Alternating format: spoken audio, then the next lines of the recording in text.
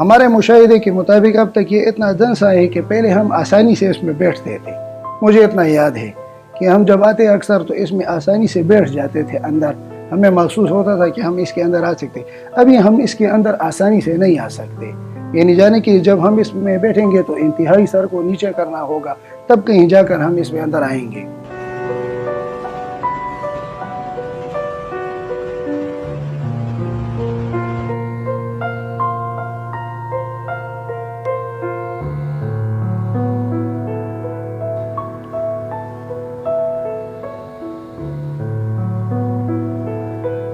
Even settlement हो रही है। इवन सेटलमेंट से मुराद ये जी कि सारी बिल्डिंग की बुनियादें जो है तो एक ही रफ्तार से आहिस्ता आहिस्ता नीचे जा रही हैं।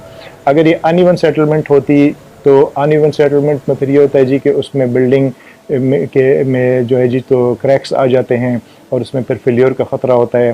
तो ये बिल्डिंग बहुत आहिस्ता आहिस्ता सिंक हो रही है। लुबे लुबाब सारी बात का ये है जी कि इस ज़मीन की बेरिंग कैपेसिटी कमज़ोर थी और चूँकि ये मस्जिद जिस ज़माने की बनी हुई उस ज़माने में स्ट्रक्चर्स बड़े हैवी होते थे तो उसकी वजह से ये सिंक हो रही है जी।